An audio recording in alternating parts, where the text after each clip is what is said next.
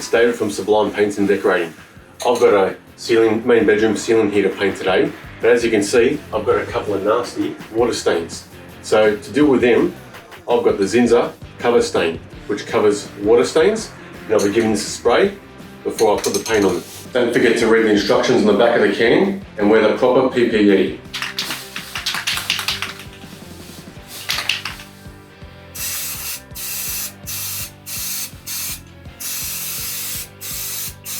So I've applied the Zinsser Coverstain now, it's dried up and it's now ready to roll.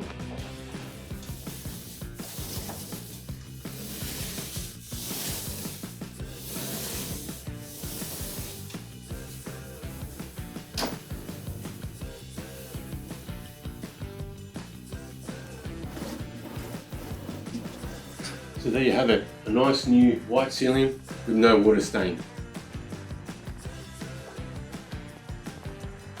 With Zinsser, it's no props.